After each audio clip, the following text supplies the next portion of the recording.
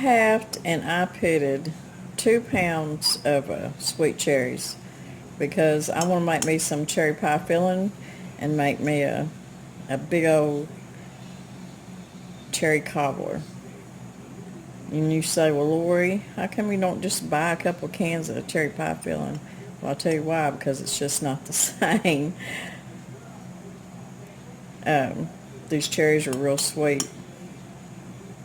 It took me about 35, 45 minutes. Sit down in front of the TV and I cut these in half and pitted them, but it's going to be worth it. Like I said, there's about 2 pounds there, and they're really good. So I want to make some pie filling because in the morning I want to make some a cobbler for our Sunday lunch. So I'm going to put these cherries in my pot.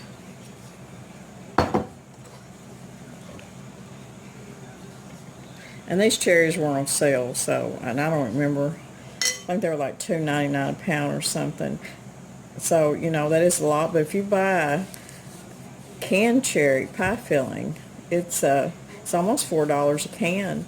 I'm not sure how many ounces is in a can because I really don't buy much pie filling in a can, so maybe some of y'all could tell me. So I've got 2 pounds of cherries in here, and I'm going to put about 1/4 of a cup of water. And I've got a 1.5 cups of sugar.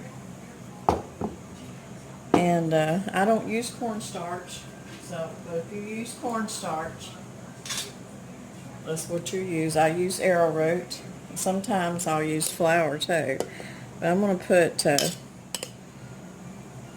about 4 tablespoons of arrowroot in there for thickener. And I've got just a little bit of almond extract. And I think I'll put about 1/2 teaspoon. And I'm going to put a little bit of lemon juice, probably about a teaspoon.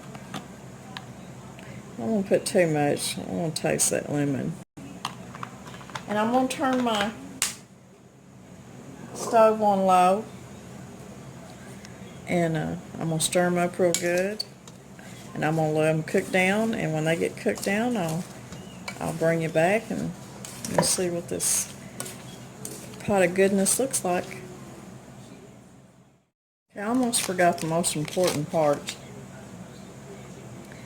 And that is butter. So I had to come back and show you all that. Okay, cherries have been... There's a cherry pit right there. Can you believe that? These cherries have been cooking about 10 minutes. You can see how they're starting to cook down. And they're going to start thickening up. I'm going to cook them probably for another 30 minutes. And then we'll come back and see what we got then. Okay. It's been about 20 minutes since I put these cherries on, and I've been mashing them down with my potato masher, and you can see how thick that pie filling's gotten. And I'm just going to keep mashing it down just a little bit. I still want some, pretty good chunks of cherries in there. If you mash them down, it just makes a really good pie filling. I think that's enough. So it took about 20 minutes to get to this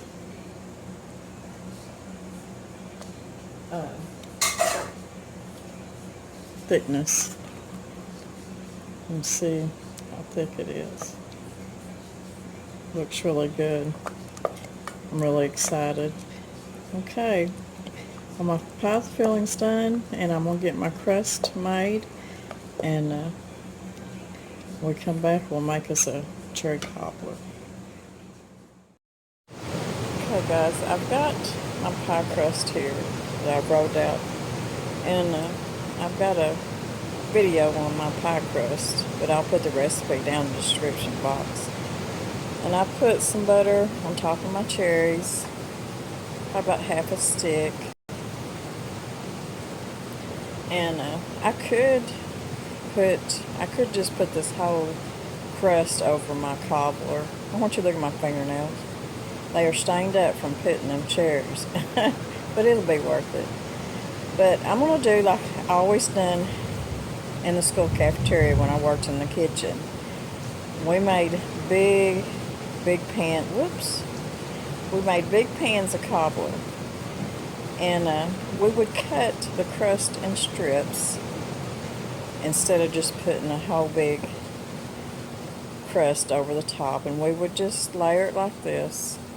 We'd overlap it, and I'm just going to fold the edges over because I'm not wasting no crust. You know, that's the best part of the cobbler's the crust.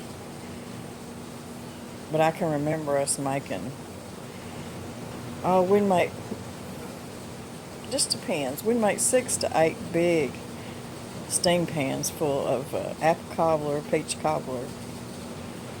We usually had just apple and peach. But it cooks up real nice this way when you strip it and overlay it like this. And I'm not going to waste any of this crust, even though I've got my cherries covered.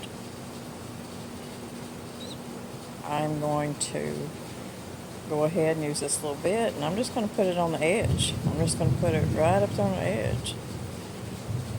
That way you'll get plenty of crust on your cobbler. And I'm going to do the same thing over here on the other side. Just put it on there, no waste. Don't have to be real pretty, just as long as it tastes good. So there we go. Now, I'm going to get a little bit of sugar. I'm just going to sprinkle a little bit of sugar over top of the crust. It makes your crust pretty. I've got my oven heated at 375. And I'm going to put it in there and for about 30 minutes, and I'll check it. Here's the cobbler, guys. Take your time and use real cherries. It is worth it. Thumbs up, guys. Share it. Y'all come back and see me. And God bless.